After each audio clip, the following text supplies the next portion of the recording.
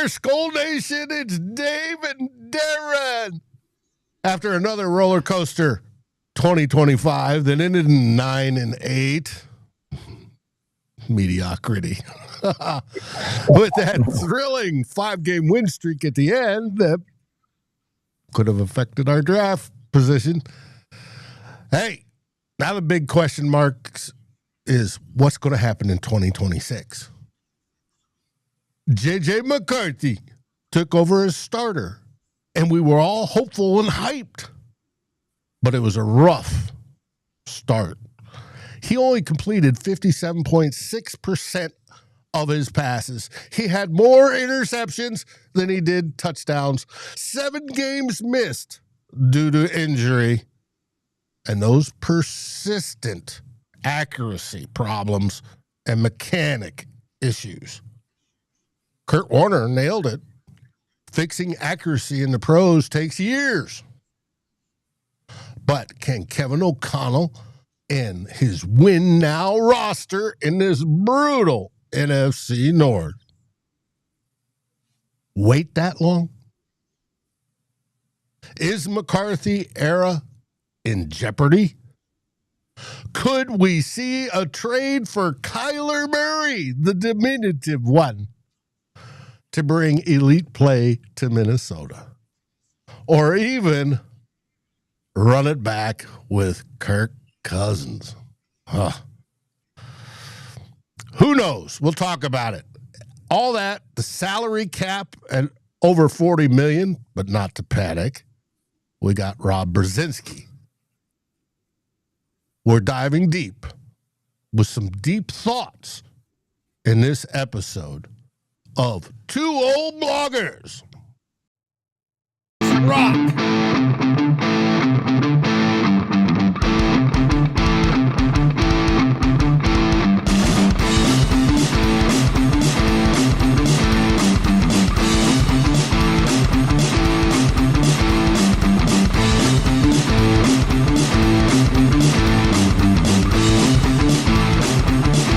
Vikings First and SKOL presents This Week in Vikings Land with Darren and Dave, your two old bloggers. And here we are with the wrong screen again. No biggie. Yeah, well, you're adjusting to the off season, Dave. That's okay. Now we're on the right side. Now, first off, want to acknowledge that today, Saturday, June 10th, the All-Pro teams came out. And Minnesota Vikings have 2 players that made the All-Pro team. Will Reichert, the greatest kicker in the NFC, and Andrew DePaulo made a second-team All-Pro this year. So it's the first time in the history of the Minnesota Vikings 2 specialists made it, which is cool. What do you think, Darren? Well, I think I always say with the long snappers, I wonder how they determine who makes the Pro Bowl on that, because it's like a very specific job they have to do. But like DePaulo did it well this year. I don't remember a bad snap on a punt or a field goal all year. So that's very important. That's a big part of the operation for both Ryan Wright in getting the punts off quickly and not getting them blocked and having the time to use the technique for whether he wants to coffin corner them or drop them inside the 20. And for Will Reichard, we know with place kickers, routine and timing is like 99% of the operation and them getting it right. And so I think, to me, DePaulo he does that well. There again, every snap seemed to be right on the money every time all year. You can't ask for any more for that. And Reichard, we've talked about him several times on this show about how good he's been this season. He only missed 2 kicks this year. Hit the most 50-plus yarders in the league, I believe, and didn't miss an extra point all year. Didn't even come close. I think this is absolutely the right call by the NFL. in selecting the All-Pro team. He had a fantastic year, probably the best Vikings kicker has ever had, other than Gary Anderson in 1998, although that one didn't end very well. But I have no, to me, it's deserved on both cases, and especially so for Will Reichard. I don't think there was a better kicker in the NFL this season. Yeah, Cam Little hit a 72-yarder or whatever last week. Aubrey, seems to hit 65-yarders with ease, but Reichard, I think his made field goal percentage was the best in the NFL, and I don't think anybody missed less kicks than he did. Yeah, and the two that he missed were disputable. Let's put it that way. Yes. For sure, one is in my mind. Yes. I don't know, but, and the other one was a fire alarm operation. They were rushing onto the field, not the way it normally goes for a place kicker, and I think that whole thing threw him off. If that would have been a normal field goal, he makes that easily, because I think it was like a 53-yarder or something like that. He makes that in his sleep. Well, no, it wasn't. No, it was under 50, because he made all of it. Was it under 50? Yeah, pretty sure. Anyway, and I think Reichard, of all the Vikings players this year, Reichard really was the only legit guy they had who was All-Pro worthy, and he got it. Mm-hmm. Oh yes, and it's good that the AP writers, voted on him. That's cool. Now, I want to welcome everybody to the show. Doc, GMAC, Grandizer, you all freaking rock. Thanks for joining us this morning. And there's also Raymond. I forgot Raymond. We're going to be talking Raymond's about. Always. Yeah, I know he's always here. We're going to be talking about a Vikings QB crisis, because do we have one? It's not. We hope that the man on the screen turns a corner next year, stays healthy for one, and improves on his accuracy and all his mechanics, and everything will be grand. But can we say that for sure that's going to happen? Now, no, we can't. First off, Darren, how are things in the Great White North? Cold and dark, but that's the way it goes this time of year. Anyway, just waiting for see if we get some good NFL playoff games going on tonight, because last night's college football semifinal was not as entertaining as you would like, unless you're an Indiana Hoosiers fan, in which case it was fantastic. So the final is going to be the Hoosiers and Miami? The Hurricanes. Yeah, that is your final. So okay, should be. Don't know if that one's going to get closer, but yeah. Hopefully ABC will broadcast it so I can watch. What I hate is a lot of this. I don't get ESPN. I have no reason to, and a lot of these games are on ESPN. So it is what it is. Mm-hmm. All right. Yep.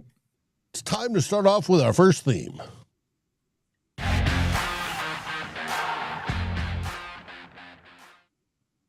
And the first theme is QB crisis. Yeah. NFL season ends last week. The regular season ends last week, and unfortunately it ended. Yeah, that was the end of the Vikings NFL season as well, because they didn't make the playoffs. And so for us, when the Viking season ends every year, we do a positional analysis for 2026 for the Vikings. And unfortunately, we're starting that a lot earlier than we were hoping for. But it is what it is. And so we're starting with the quarterbacks and looking at how that room, what's the state of the room right now and what it might look like in 2026, doing some crystal ball gazing for a bit. And so going to get right in it. And for any NFL team, Dave, the number one job that number one question they've got to answer every offseason is, do they have a quarterback who is at a level that can play at a level that can give them the best chance to be successful in the following season. Some teams are lucky enough to not have a big question mark at quarterback going into the offseason. The Vikings in 2026, unfortunately, are not one of those teams. And so, the first order of business here is, where does J.J. McCarthy stand heading into 2026 in the Vikings' minds? And like you said in the intro, Dave, it was a pretty rough year for J.J. McCarthy. Last year, I can't remember, on one of our shows, I think it might have been in May, somewhere in the offseason, maybe June, we did a little segment on like projecting what J.J. McCarthy's numbers were going to be in 2026. And I didn't save my notes for that, but I'm pretty sure I had him completing somewhere around 64 or 65% of his passes, thrown for around 3,600 yards, I think 26 touchdowns and 14 interceptions. I had him for more. I could dig up the graphic, but I didn't feel like it. Yeah. Please don't. Anyway, I was really bullish on J.J. McCarthy. Obviously, I was way off on my projections, and not in a good way, and I apologize to everybody for that. But I really thought that I really misjudged how ready J.J. McCarthy was to be a starting quarterback in the NFL. Like I said, the little I'd seen in preseason and all I've been hearing about from previous training, the training camp in 2024 and then into 2025, it seemed like he was like an outlier and a guy who was going to just step in and be successful or solid, at least from the very get-go. And it did not happen. And it's also, so that's one thing, Dave, but it was kind of strange, maybe a bit weird, just to hear J.J. McCarthy in his presser after the Packers game talk about his year, and him talking about that he was content with where he was right now, and that he felt that he had earned the trust of the Vikings players to be the starter in 2026. And, I don't want to, people are going to like dig into his words and try to analyze them and criticize him for all that. And, he's kind of speaking a bit off the cuff after a game. So I don't want to be too harsh on him, but those were interesting comments, I think, from a guy who, like you said, completed 57.6% of his passes in 2025, threw more interceptions than touchdowns. And we saw all year he had the issues with ball placement and accuracy were consistently throughout the whole year. He had problems with it all year. And then he's got that. We continue to see that kind of helter-skelter, hyper playing style from him throughout the season. So, to me, I certainly don't think that he played he shouldn't be content with that where he was at the end of the season. I thought he got a little bit better as the season went on. He was better in the operation of running the offense and seemed more comfortable running the offense, but he certainly did not consistently play at a level that I think that you can win at the NFL with. And I don't think that he proved to the Vikings that that they should be confident he's going to be a solid starter in 2026. And I don't think that Kevin O'Connell feels that way either, even though I don't think that he's given up on J.J. McCarthy. So the first thing that the Vikings got to do, and part of their offseason process, and I hope that it started like 2 minutes after the Packers game was over, is they have to identify a veteran quarterback who can come in and at least challenge J.J. McCarthy for the starting job in 2026. Well, now here's where we get to Anthony's super chat, and thank you, Anthony, where he said, who do you guys want to be the Vikings backup? He said, go with Winston. We're going to talk about it, Anthony, in detail here in a bit. We are. And so that whole thing about there's a few routes that they could go, and various writers have already dug into this in the past week. But the first off is, even though it's highly unlikely, we talked about it before, but there's some rumblings that Joe Burrow and Lamar Jackson might be available in 2026. Again, I think it's very highly unlikely. Those teams would probably be very crazy to get rid of those two individuals. But certainly, if there is any chance that they're available, that the Ravens are making Jackson available or the Bengals are making Burrow available, the Vikings absolutely have to call and see what it would take to get either of those guys. It's going to cost a lot. We've talked about the potential cost on the show, at least for Burrow in the past. But even at that high cost, if you bring in Burrow or Lamar Jackson to the Vikings, it gives you the first franchise quarterback, legit top 5 quarterback the Vikings have had since Fran Tarkenton. And we know how long it's been since he's played for the Vikings. So, and that kind of quarterbacking gives you a chance to, again, like I said in previous show, you get that kind of quarterbacking. You go from having the worst quarterback situation in the NFC North to the best in the NFC North, probably. And so, again, if those two guys are available, you got to see what it'll take to get them. You're going to have a lot of competition because this week I was reading ESPN's beat writer story about roster needs for each NFL team. And over half of the teams, according to the beat writers, felt that quarterback position for over half of the NFL teams needs to be addressed. So the Vikings are going to have lots of competition for whoever they're looking for to be a quarterback, to be that veteran to challenge J.J. McCarthy in 2026, for sure. And the thing about going back to J.J. McCarthy and just showed Kevin Seifert there from ESPN. He had a story this week about J.J. McCarthy and the plan and how the Vikings handled bringing in J.J. McCarthy. And he talked to Kurt Warner about it. And you mentioned in the intro, and when we were talking about the inaccuracy and the ball placement and J.J. McCarthy struggles with that, one of the concerning things in that article is that Warner says he doesn't think that he thinks it's very difficult if a quarterback has been inaccurate in college, which McCarthy was to some degree, and is inaccurate earlier in their career in the NFL. He thinks it's very, very tough to correct that in a huge amount at the pro level because it takes so many reps and so much time to develop that ball placement and accuracy. And that's just one of the things you've got to work on as a pro to be a very good NFL quarterback. So you got to invest so much time into that. Yeah, and he's an outlier, Josh Allen, in that. A lot of guys, but it took him a few years before he got dialed in. It did, but for a lot of guys, it hasn't. They don't get dialed in at all. So is McCarthy going to be Josh Allen, or is he going to be somebody else that didn't turn it around? So Warner was pretty skeptical about McCarthy being able to dramatically improve his accuracy and ball placement, especially in the next 8 to 12 months because of the amount of time it takes. So that's a worry. And it's one of the things that really hurt him at the pro level. And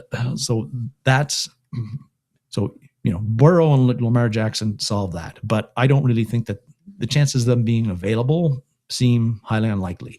So if they're not available and the Vikings can't take a big swing, get a big swing and get a big fish to be the starter, then you've got to look at another, imperfect option at a veteran who's got the ability to come in and probably be likely would be either challenge McCarthy for a starter, or he comes in and he's the starter at least for this year, and the McCarthy era ends at least for 2026.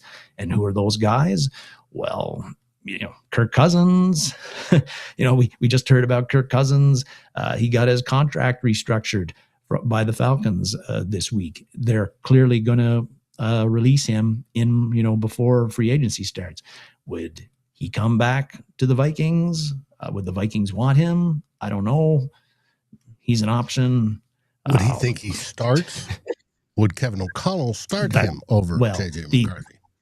Would J.J. McCarthy win the competition with Kirk Cousins? All those questions would have to be answered.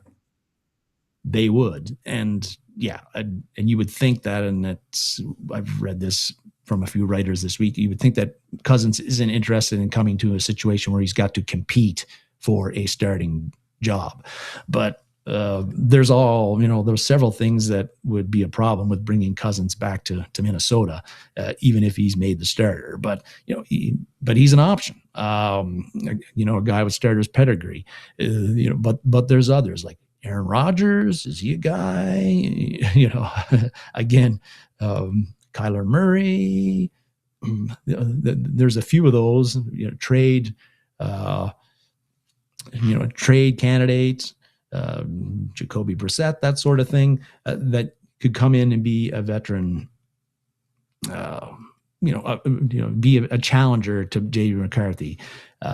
Or the Vikings could go Tua Tagovailoa as another guy might be available this offseason. There's contract issues. Wouldn't it be great if we retained Flo and then they brought in Tua? Oh, yeah. Well, that, of course, we know that those two things would not happen. It's either or. Tua's not coming to Minnesota if Flores is there. For certain. I don't think Flores would actually have an issue with if Tua did agree with sticking around. I think he'd want to prove that he's over that situation and that he's rose above that sort of thing. But those are some names there that could be coming in and be sort of, again, a challenge as the starters. So, that's one thing. But, if Geno Smith's another guy, of course, Mac Jones is another guy. All of those guys, both those guys are under contract, though. You'd have to, at least right now, you'd have to trade for them to get them. And particularly, do the 49ers want to be trading a player that is in the NFC, trading a player to a team that's also in the NFC and they'd be potentially playing against in the playoffs in 2026. There's a question about what kind of compensation you have to give to the 49ers to get Mac Jones from them. But those are some guys that could be starter ready and challenge JJ McCarthy. Or the Vikings could just go with some sort of Wentz-like backup who wouldn't be a threat to McCarthy, but if they have to start a game or three, they can probably play well enough that you could win some of those games. You wouldn't be totally screwed. And there's a whole bunch of those names, Marcus Mariota, Tyrod Taylor, Jimmy Garoppolo, those kind of guys. They're not going to be guys that you'd really, that would be, I think, starter caliber type guys. So, that's kind of the range of options. Again, if the Vikings can't reel in the big fish, the Joe Burrow, the Lamar Jackson type, then those other options, let's be honest, Vikings fans are probably going to have mixed feelings about all of those other guys that we've mentioned and some that we haven't, at best, because any of those veterans, they've got some pluses, they've got some minuses. Some have more minuses than pluses, and so. I don't have a great feel on who Kevin O'Connell would prefer out of all of those, but they've got to have a very solid plan right now and know exactly who they're looking to get, because last year, in the Kevin Seifert reported this week when he was talking about McCarthy, a story about McCarthy again, and the whole quarterback situation, was that the Vikings, according to his story, the Vikings didn't really plan on or didn't want to have McCarthy going into the season as the unquestioned starter. They actually thought that they could sign Daniel Jones. They felt pretty good about how Jones felt about the organization in last offseason in 2024. They felt they had a really good shot at signing him and convincing him to compete for the starting job with McCarthy. And it turns out they misread, according to Seifert, they misread Jones's feelings and intentions, and he ended up signing for the Colts for maybe even a little bit less money than what the Vikings offered, because he felt he had a much better chance of beating Anthony Richardson than JJ McCarthy. And so that forced the Vikings to scramble a bit, because they'd already moved on from Sam Darnold, and it forced them to. Now, Jones feeling he had a better chance to start. I wonder if that's what percentage of that is due to how Kevin O'Connell and crew were saying. They said, and when he went down in his rookie year, They said, we've got us a franchise quarterback. And they were all hyped this preseason, through the offseason and stuff, saying, yeah, he's going to be good. How much percentage of it was the O'Connell crew saying he's going to start versus how much did Daniel Jones look at McCarthy and say, well, no, this kid's got something, versus looking at the Colts and saying, no, this is going to be a piece of cake? Oh, I think that would have to fall into, and I think that would have, went into his decision making. How good does he think J.J. McCarthy is compared to Anthony Richardson? Now, he hadn't been in the building with Anthony Richardson, right? He'd been able to see J.J. McCarthy for, several weeks. So, but McCarthy wasn't doing any practicing or anything like that, but at least he was in the building and he knew what kind of individual J.J. McCarthy was, and he would have known what some of the players and the coaching staff thought of J.J. McCarthy. So, that may have played into it for sure. But that whole thing, it ended up a domino effect, right? Because the Vikings went into without getting Jones. Then they decided, well, we're going to go into training. They'd already missed out on a bunch of free agent quarterbacks at that point in time, or they didn't feel they were any better than J.J. McCarthy. So in the end, they ended up deciding to trading for Sam Howell as the backup. And then when that didn't work, they ended up trading Howell to the Eagles and getting Wentz at the last minute. And that wasn't ideal either. So that can't happen again for the Vikings. And I think they know that. They have to go into the season firmly, solidly confident about the veteran they bring in, who, again, is either going to be, they know can start and give them a good level of play if McCarthy flames out or McCarthy gets beat out at the quarterback position. And they need to be honest with McCarthy about that this offseason and sit down and tell him they may have, here's our plan. We haven't lost faith in you, but the first season didn't go as well as planned. Some of that's on us. Some of that's on you. We're going to bring in a veteran. He's going to compete. Let the best man win. I think McCarthy will, he has to embrace it, but I think his personality would suggest that he's not going to mope and get a sour puss in his face. He's going to take that and attack it. But the Vikings have to provide that for their team because Kevin O'Connell doesn't have 2 or 3 seasons to wait for McCarthy to get it. He has to, next year it's got to be go time. And so of all of those veterans, though, Dave, that we mentioned and some that we didn't, really the one that maybe realistically could be a Viking because he'll be available to a bunch of teams, Kyler Murray. And some people are going to hate this, but I think Kyler Murray is the most talented guy out of that list. He is, I know some people don't like his personality. They have questions about his leadership, but I think that if he plays like he did in 2024 and some of his previous seasons, he's a guy, again, that he can give you the quarterback play to have you where you can go toe-to-toe with the other guys in the NFC North and the other guys in the NFC when he's playing, at the level that he's capable of playing. Now, are the Cardinals going to make him available with the new coach coming in and the new coach knowing he needs a good quarterback to have a successful first season? I don't know. Is he the kind of quarterback that Kevin O'Connell thinks is the right guy to run his offense? I don't know. But to me, I could live with Kyler Murray as the veteran guy. And if he comes in, of course, there's no question that J.J. McCarthy isn't your starter in 2026. And that puts the McCarthy era to an end, at least for 2026. So, we'll see how things go there. Again, I don't have a good feel of, and I don't think anybody does, of where this is going to end up. Well, now, as for the other quarterback, picture Kevin O'Connell standing heads and shoulders above Kyler Murray on the sideline. Yeah, Kyler Murray come to about his chest level. But yeah, it's going to be interesting one way or the other, Dave. I think now of the other quarterbacks on the Vikings roster, we got Max Brosmer right now. Brett Rippon ended up on the roster at the end of the year. John Wolford was the emergency quarterback at the end of the year. I think Brosmer is the only guy there that's really got a shot at being on the Vikings roster in 2026. And At least once we get through camp. One of the other guys may be a camp. Well, yes. That's true. But I think, like you say, when the season starts in 2026, I think Brosmer is the only one of those three that really has a shot of being on that roster.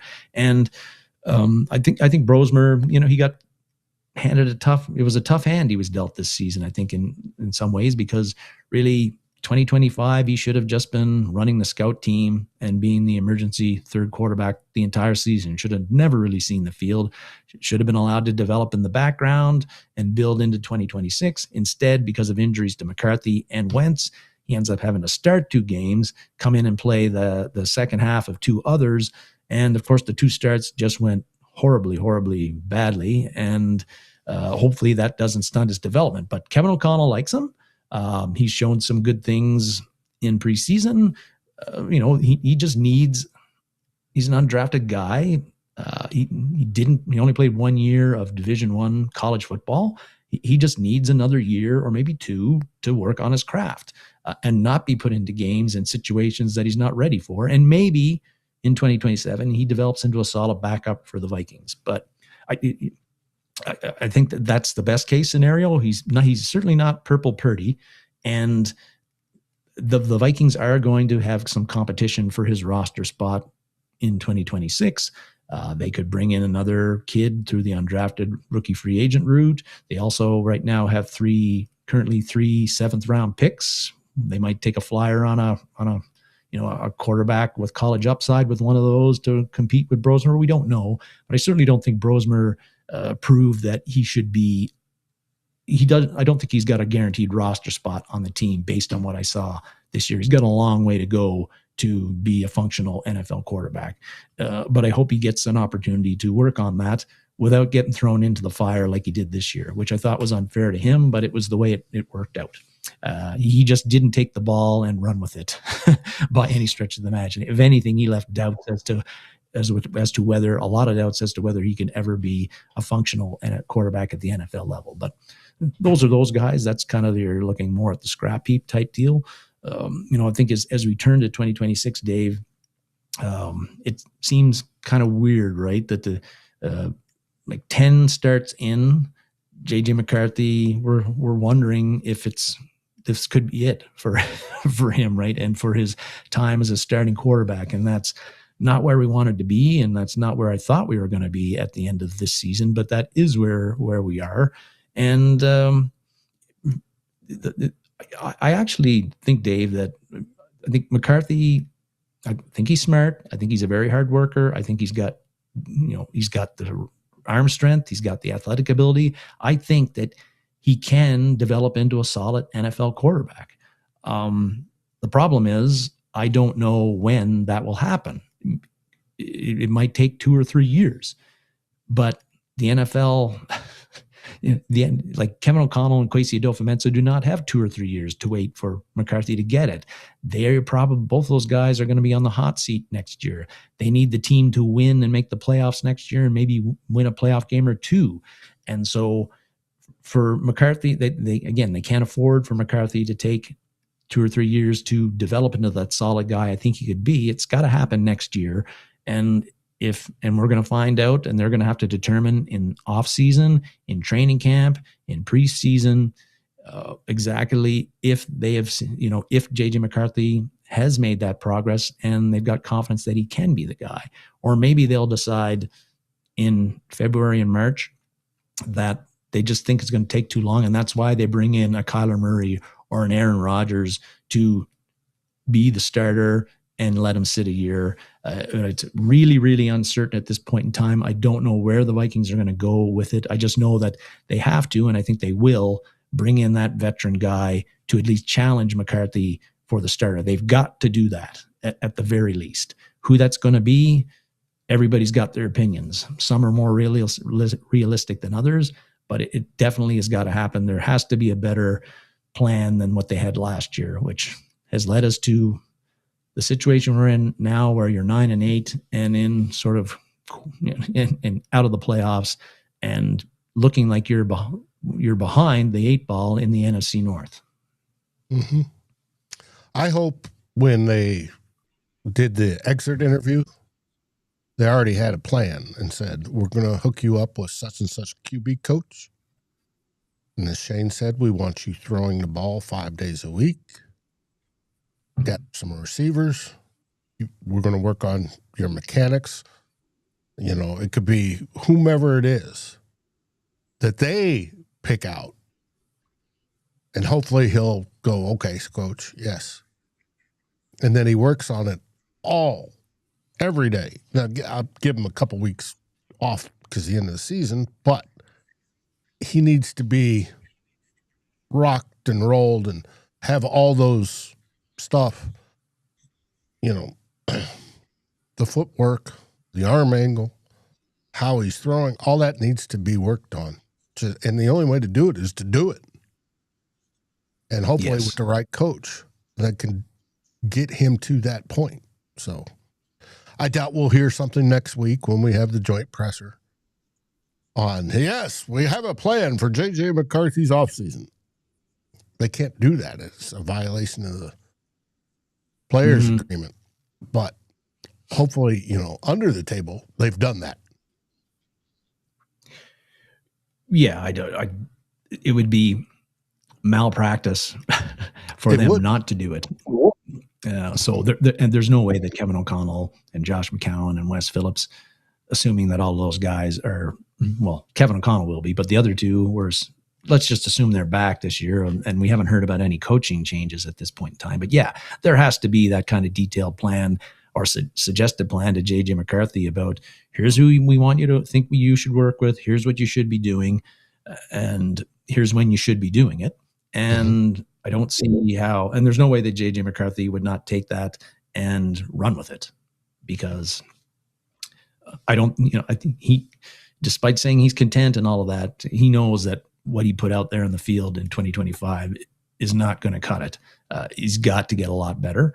And there's a lot of areas where he has to work, and really not that much time to work on it before things get real in September again. Exactly. No, this offseason it'll seem like it'll take forever to get through, but it's going to go quick. KOC sounds like the teacher from Charlie Brown. He sounds like a normal head coach that doesn't like saying much. All right. That's it for theme 1. Trust me, there'll be more. And with that, we move on to theme 2.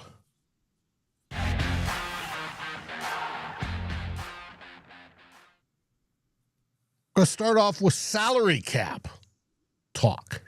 Yeah.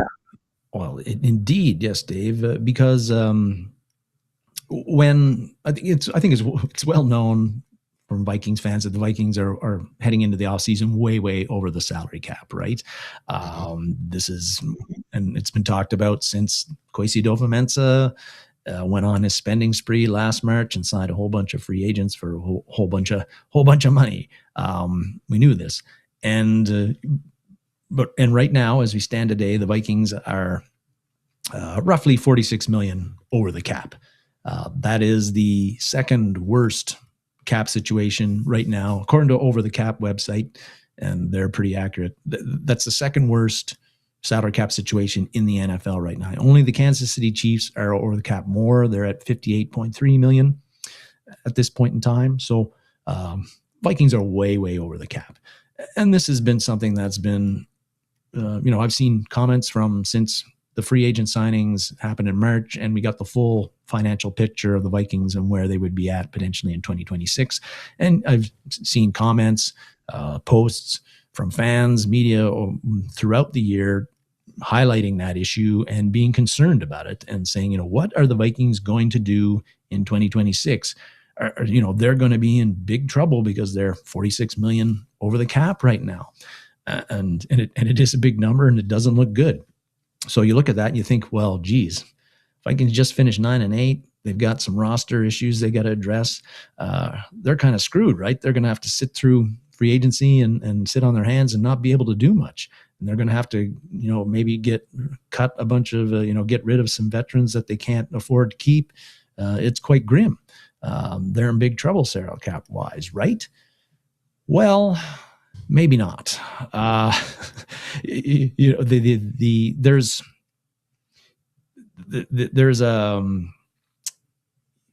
I've heard in the past there's this saying from football fans that the salary cap is a myth, right? That because cap gurus like Rob Brzezinski, who you've got up there, they figured out a way to cook the books every year so that you're wherever you are on the salary cap spectrum, you can find a way to generate, get into be salary cap compliant.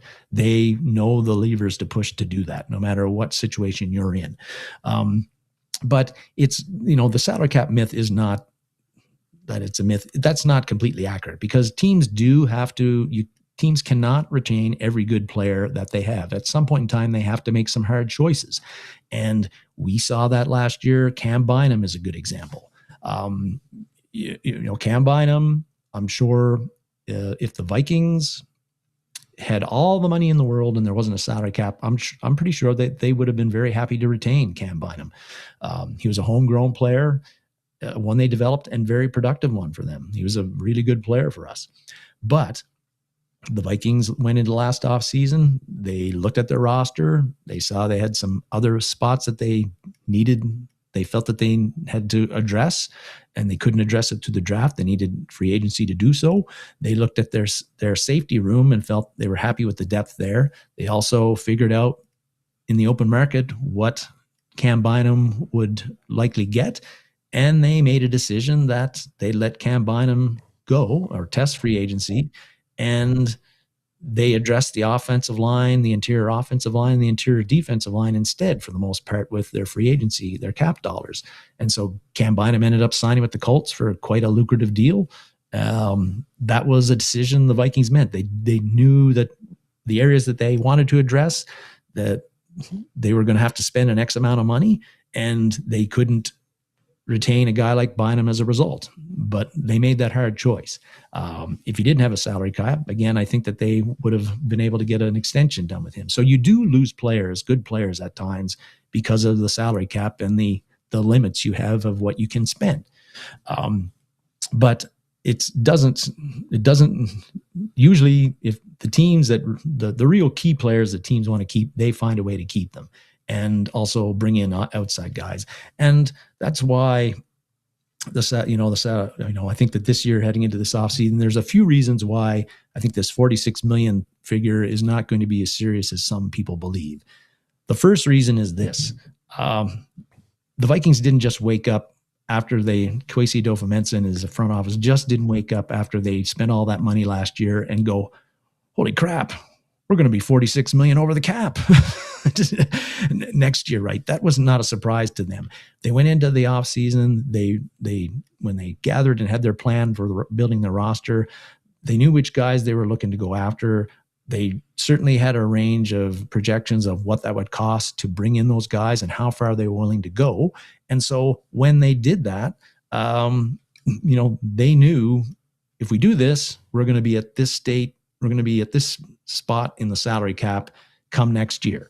So this is no surprise. And they knew when they did that, they also would have had a plan for how we're going to address that in 2026. So the Vikings didn't just have a plan to spend, but they also had a plan for how they were going to address the salary cap in 2026 when they were way over the cap, and they had their strategy, and here's what we're going to do, and here are the players we're going to, that we're going to have to deal with.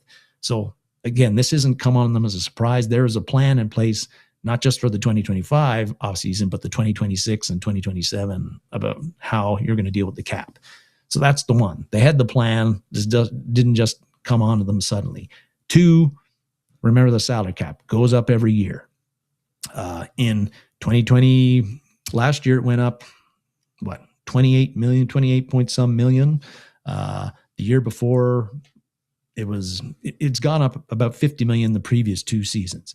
This year, the projections are from over the cap is that the salary cap is going to be somewhere in the range of 295 million, which is about 15.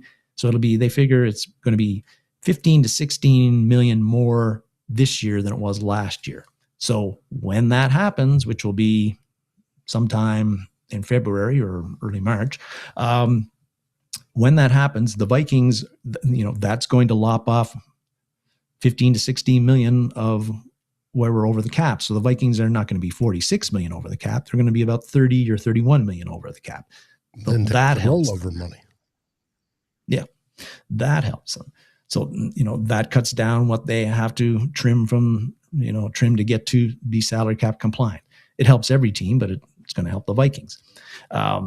Third reason that I don't think the salary cap issue is going to be a big issue is, again, there's a number of veterans that they're going to release before June the 1st. That, yes, they're going to take on some dead cap doing so, but the way they've structured the contracts last year and the year before, the salary cap relief they're going to get by cutting them before June 1st is worth it, even though they're going to take on some dead cap by cutting those guys. And three guys, obvious with the way their contracts have been structured, three obvious cuts are Javon Hargrave, Ryan Kelly, and Aaron Jones. That you cut those guys, yes, you take on some dead cap, but you also get a lot of salary cap relief. I think it'd be well over 17 million or so for just Kelly and Hargrave, just the two of them. So those are three guys that would make big relief to your salary cap situation. And a fourth potential would be TJ Hawkinson. Now, and it's kind of interesting with him because Ben Lieber, the former Vikings linebacker and now the on the field reporter for the Vikings, he actually said on KFan this week that he thinks there's a 0% chance that Hawkinson is back in 2026, which is makes me kind of interesting. But anyway, again, more salary cap relief if the Vikings were to move on from him. We'll see if they do that. But so there's those roster cuts that gives you salary cap relief. And the final reason why the Vikings 46 million being over the cap isn't going to end up being a big issue and is going to get dealt with by Kwesi Adofo-Mensah and Rob Brzezinski and the rest of the front office is, of course, the contract extensions and the restructures that they have available to them. Alec Lewis from The Athletic got into this on Thursday. He named about 9 players, 9 Vikings right now who potentially the Vikings could approach for an extension or restructure where you turn, you give them money now and kick some stuff down the road. Guys like Brian O'Neill, Blake Cashman, Justin Jefferson, and Jonathan Greenard were a few of the names. Again, there was 5 others. Again, all of those guys, whether you extend them or give them money now, in turning some stuff into signing bonuses, that sort of thing, the Vikings have those options to again give themselves salary cap space this year. So that they can become, that they don't have to sit out in free agency and they have the money to go after some players that they think they need. Now the players have to, of course, agree to those extensions and restructures, but normally they do because a lot of times it results in them getting more money right now instead of potential money down the road they may not get. So those are 4 reasons really that I think that this 46 million is not going to be such of a big deal. Do I think the Vikings are going to be able to spend as much and be as active in free agency this offseason as they were last year? No, I do not. But I also don't think that they're going to be in a situation, salary cap wise, where again, they have to sit on their hands and they can't go after certain players that they feel will help them in 2026. Like if they need a new center or they need a cornerback or, pick your spot. I think Kwesi Adofo-Mensah and Rob Brzezinski, they're gonna manage this.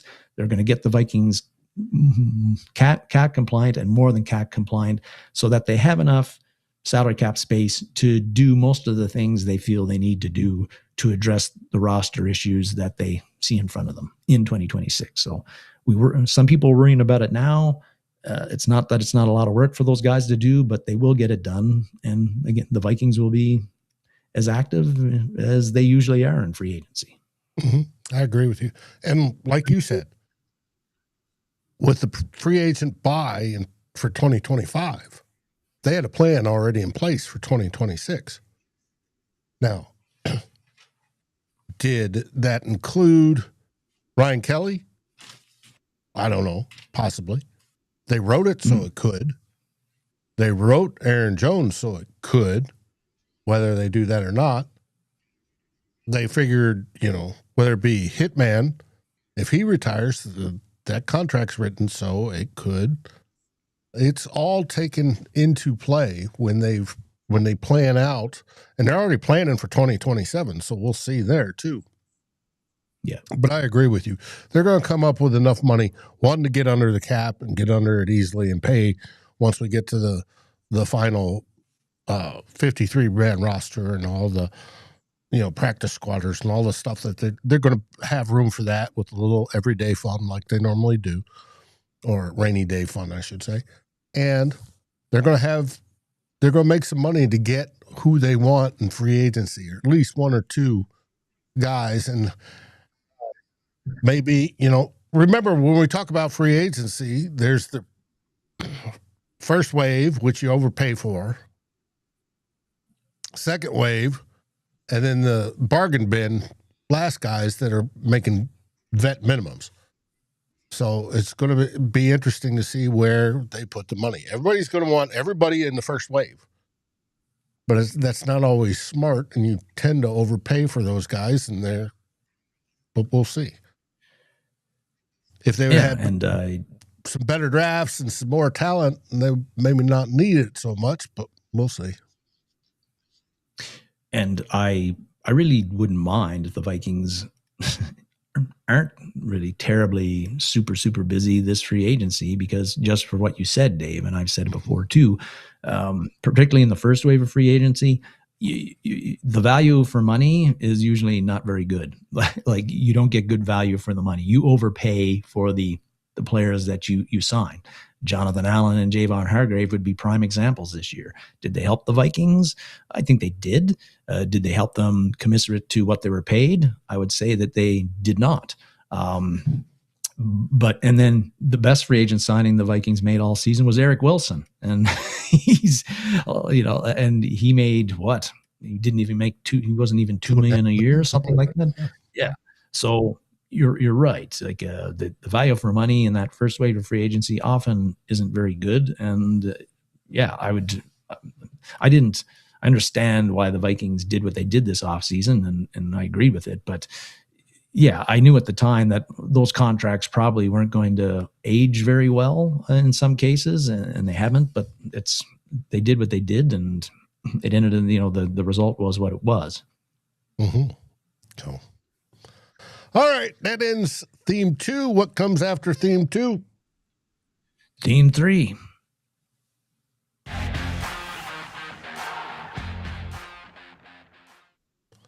Theme 3 is This Week in Vikings Land. Mm-hmm. Not inside the numbers. Nope. We were hoping we were going to do it inside the numbers on a playoff game this weekend or next weekend when we got the number 1 seed, but that didn't happen. Anyway. Right. And I know Drew was working on it, and he was frustrated he couldn't complete it. No, we could not. But yeah, we're going to talk first about the draft.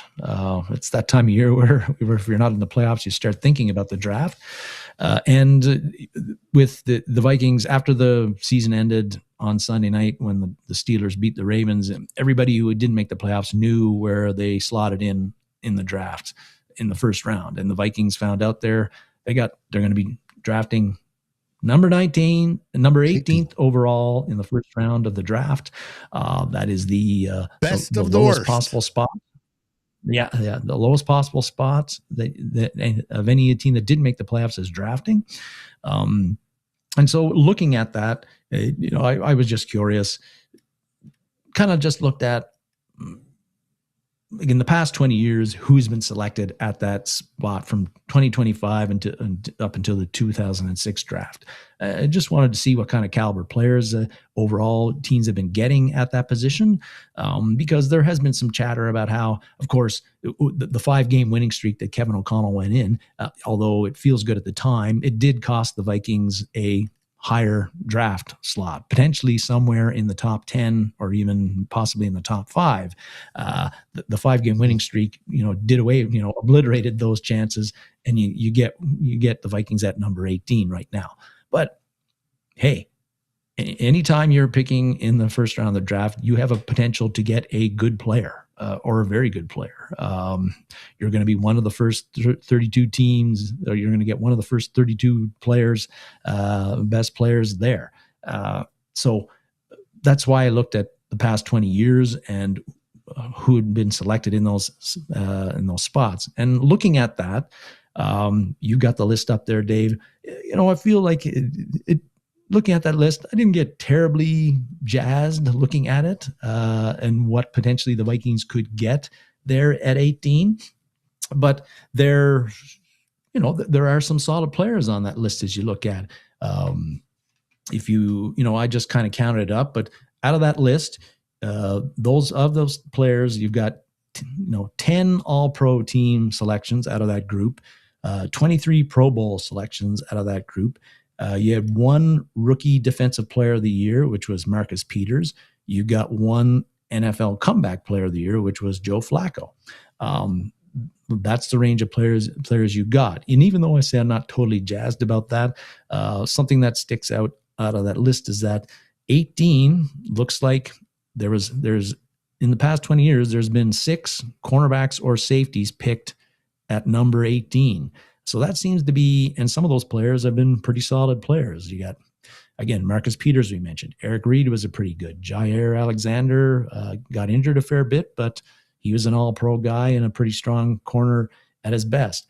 Leon Hall, if people remember him, he was a really good corner for the Bengals in the late 2000s and beyond. Adoree Jackson's still playing, and he's been a solid cornerback as too. So that seems to be a sweet spot to get a corner and safety, and the Vikings probably need one or both of those in the upcoming draft for there. The other thing that's kind of interesting I saw there is center.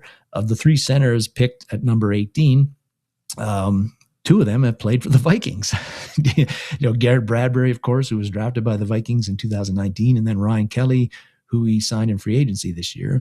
And the other center was Marcus Pouncey, who was the best in the business for the Steelers while he was playing. A lot of those All Pros and Pro Bowl selections I mentioned, he got a lion's share of those of that crew. So, and the Vikings, again, they're probably going to need a center.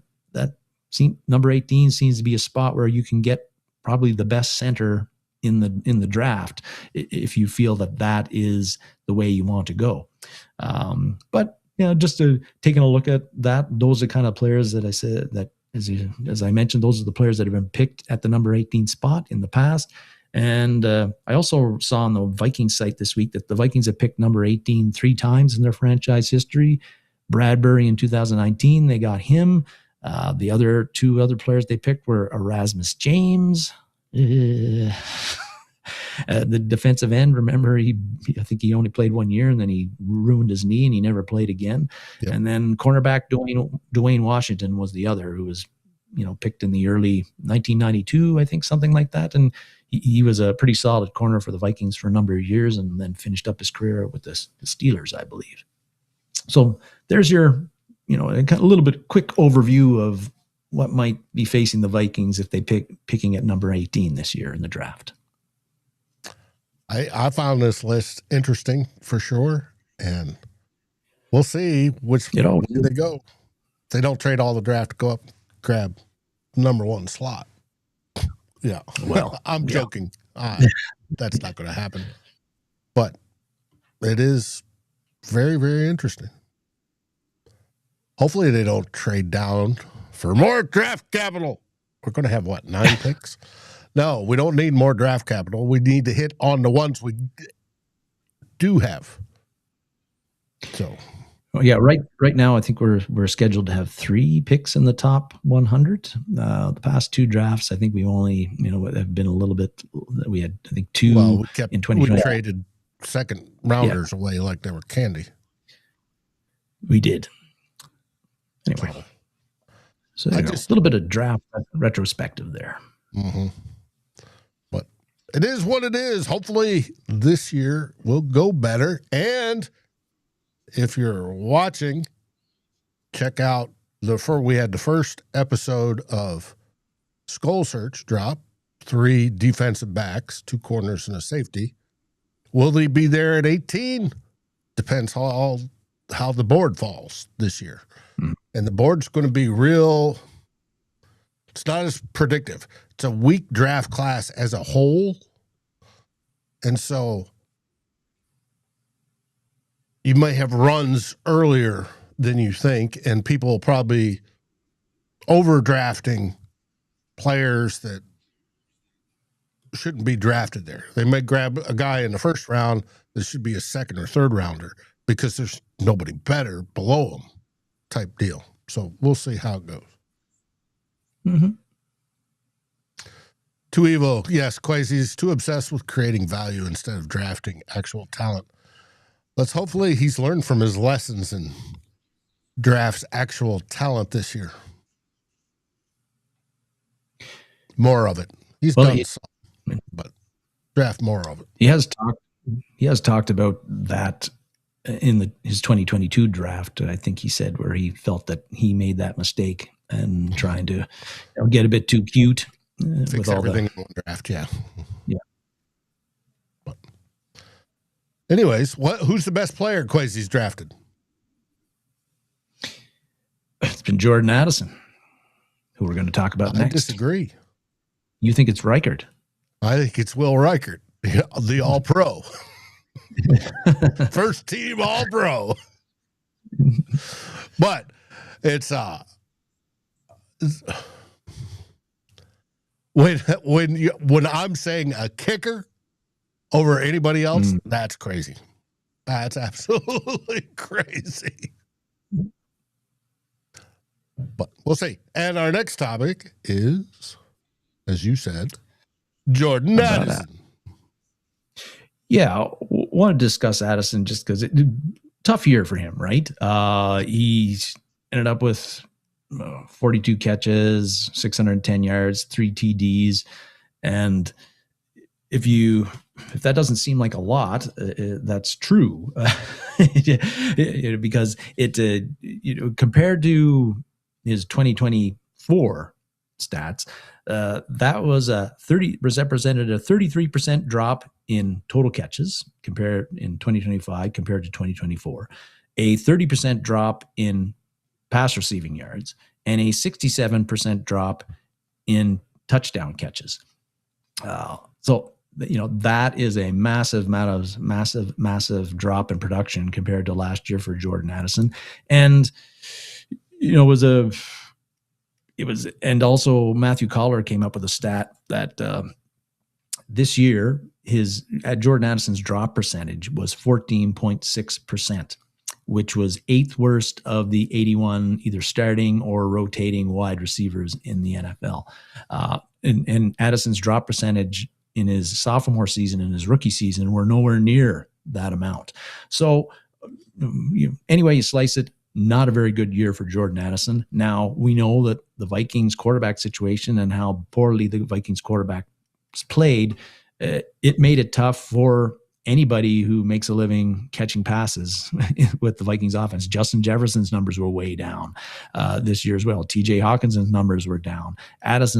Naylor's were about the same, but overall, just really tough for wide receivers to do. Their production really suffered with the Vikings quarterback play. But in Addison's case, it wasn't Naylor's just about the same. What did he do differently? Well, I don't know, Dave, but I think he was available the whole time. Justin Jefferson was out with injury at the beginning of the season, and then Jordan Addison was out with suspension. This is true, which gets to the thing about Addison's year and it being disappointing is that the quarterback play was a huge factor, but it wasn't all on the quarterback play. The other part of it was the drops, like we said, which were all on Addison for the most part, but also the availability. Like he did miss the 3 games. He was suspended for the off the field alcohol issues in previous years, and then he also got benched for a quarter in the Browns game because he missed a walkthrough. He was MIA for a walkthrough. So it wasn't just all quarterback play for Addison. There were other things that led to him having a poor third year with the Vikings. And that as he gets into his fourth season, the Vikings have to think pretty hard about Addison right now. And I've always been a bit surprised because it seems it started right after his speeding violation as a rookie. I've always been surprised by the amount of comments I've seen about Vikings fans who feel like the Vikings should get rid of Jordan Addison. And their main reason seems to be they don't trust him to be available because he's had those 2 or 3 off the field issues. But when you come off a year like he's had, and there's still these off the field issues that that have surrounded him, Dave, again, the Vikings have to think about what they're going to do here in the offseason, because I think at some point in time, this offseason, again, it'll be February, I think the first week after the draft, the Vikings have to decide whether they're going to pick up his 5th-year option or not. And that's a big decision, because when that case, the clock gets ticking. And so at that point, Jordan Addison, you've got to decide, are you going to sign him to an extension, or are you going to at least pick up his 5th-year option? In which case you're facing a 5th year where Addison's going to be no longer on that inexpensive rookie contract that he was the previous 3 years. So the Vikings have to make a big decision in the next couple of months about what the future holds for Jordan Addison, and if they think that Jordan Addison has a future with the Vikings and how much that's going to cost.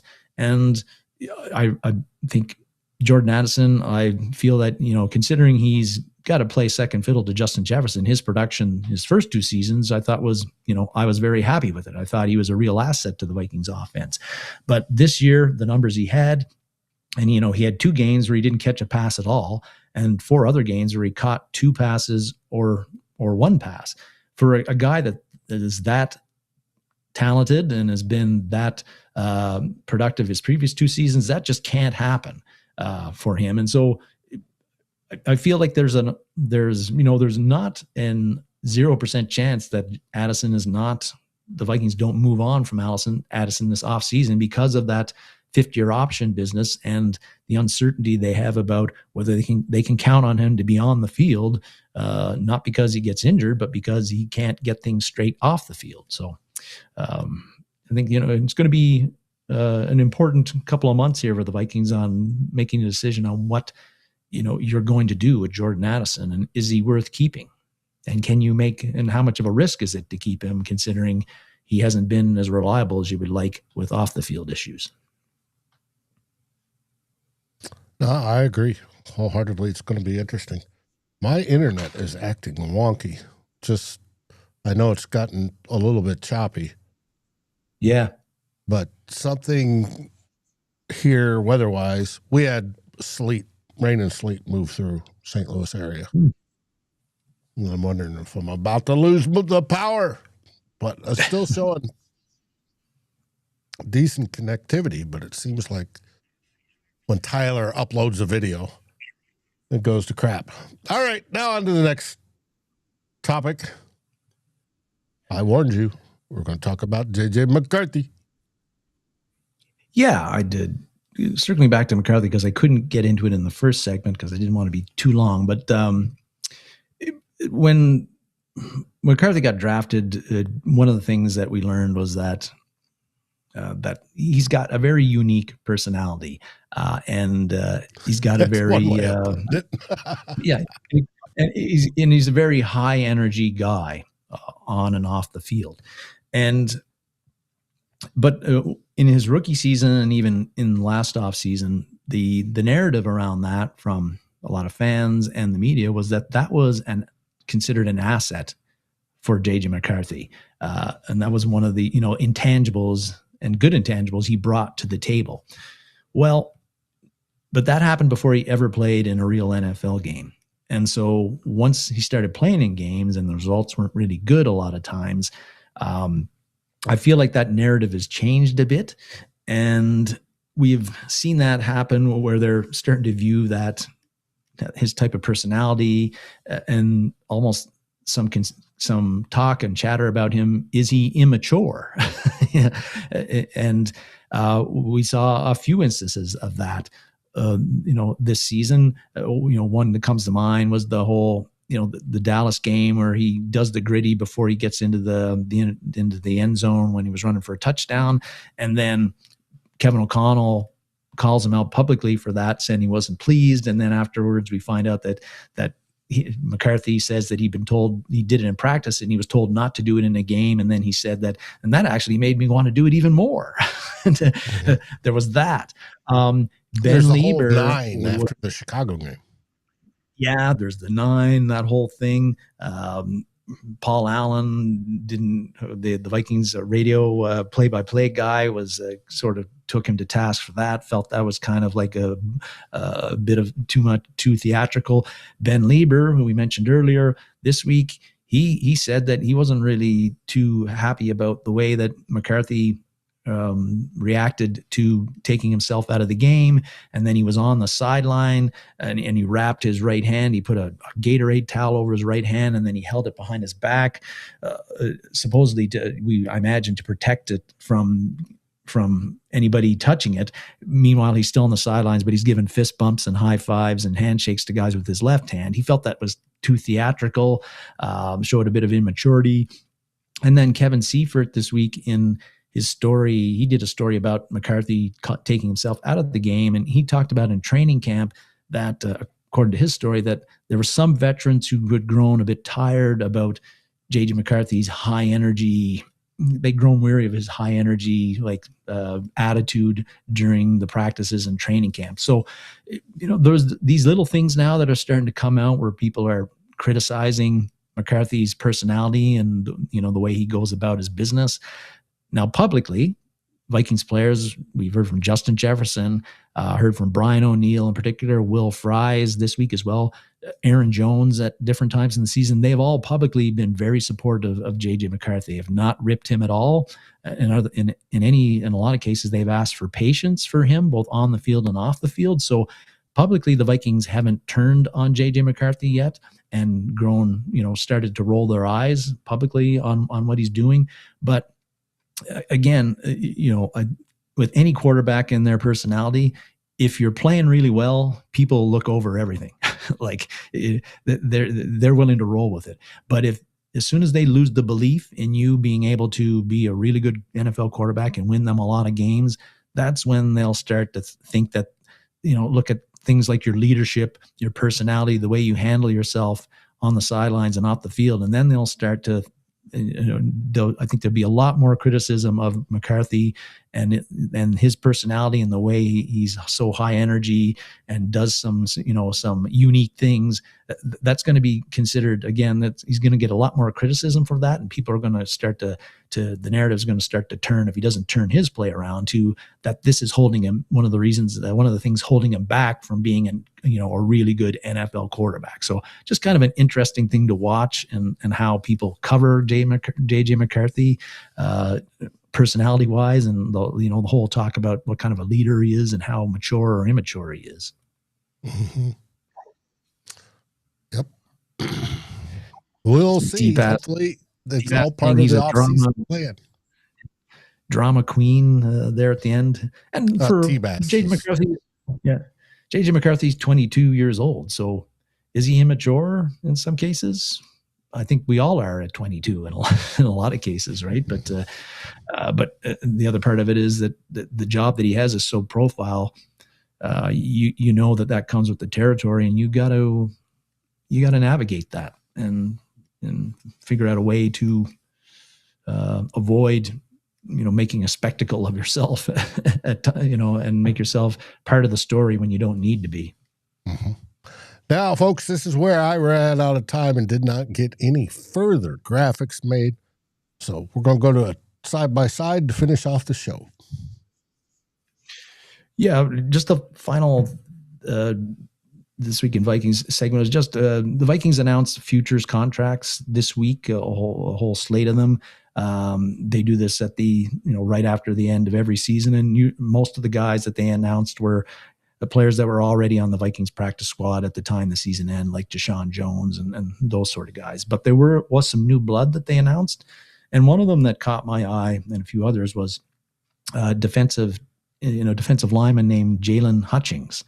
If you haven't heard of Hutchings, don't be feel too bad because I hadn't either. But last year he played in the Canadian Football League. I don't watch the CFL very much. He played in the Canadian Football League with the Calgary Stampeders. I suspect that Tyler Fornes probably knows him. Tyler was excited when he heard the news. And Hutchings is an interesting guy because last year played 17 games with the Stampeders. I think he was their nose tackle. He got 8 sacks and was named to the All CFL team. So he was extremely productive at a position where you don't generally get a lot of sacks. And, these future contracts guys, rarely do any of them turn out to be a productive NFL player at all. So the odds are against Hutchings being one of those guys. But the Vikings are clearly, with this signing, are looking to maybe strike another, have lightning strike twice and get another Jalen Redmond out of there because, Redmond had a similar situation, right? And they got him from the scrap heap, the United Football League. And, Hutchings is a guy, he played his college ball at Texas Tech. He went undrafted in 2024. Then he ended up spending a couple of weeks with the Chicago Bears at the end of training camp, didn't make the team, didn't appear to play football in 2024 other than that. And last year was his first year in the CFL, and he was, again, all CFL and was highly productive. And again, he's a long shot. The chances of the Vikings getting another Jalen Redmond diamond in the rough are like microscopic. But, Hutchings does interest me because, for one, like last year, the other guys that were assigned on the futures contracts, again, a lot of them are on the practice squad.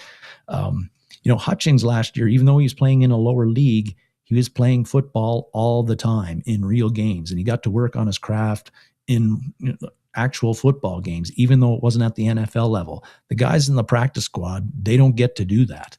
So I think that's valuable for Hutchings and for players, that they're actually playing in real games and having real game situations to work things out and work on their craft. And that's what Jalen Redmond did when he was playing in the United Football League before in the offseason in the spring of 2024 before the Vikings signed him. He basically played football for like 12 months in a row.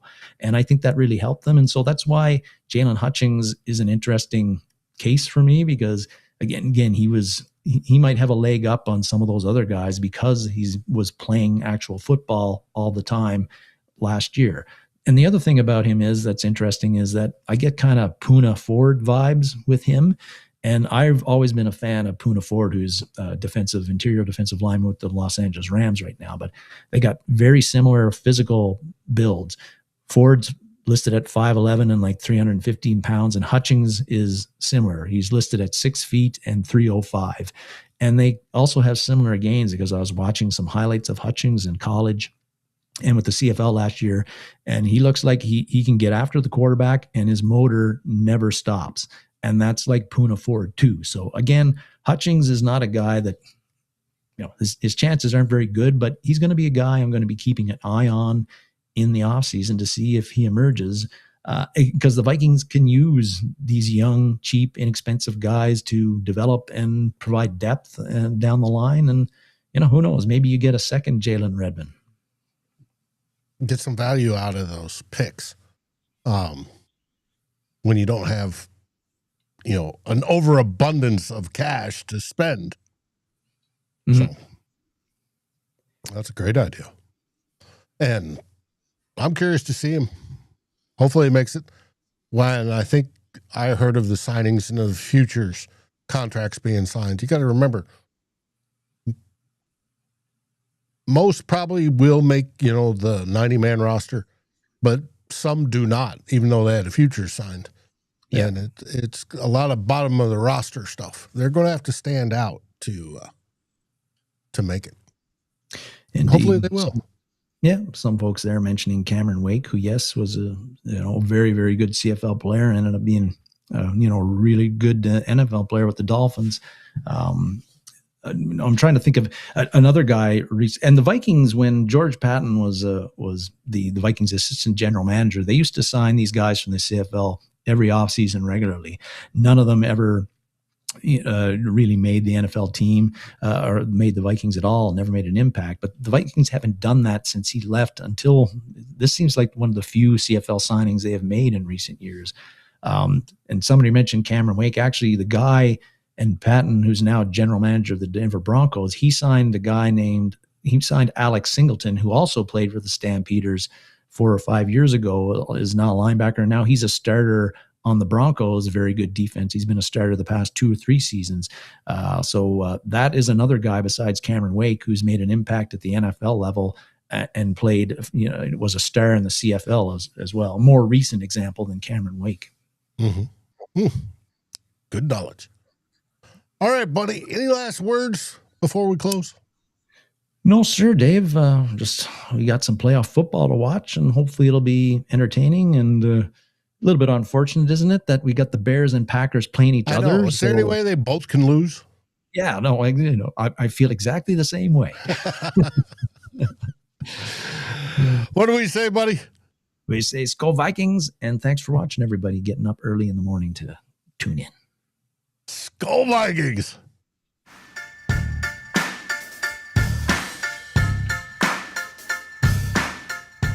Like, subscribe, and ring the bell, and rate us on your favorite podcast aggregator. Darren and Dave, thank you for watching this episode of Two Old Bloggers. We look forward to seeing you on every show on the new Vikings First and SKOL. You can find our podcast as part of the Fans First Sports Network. Sports takes for the fan, from the fan. SKOL, everybody!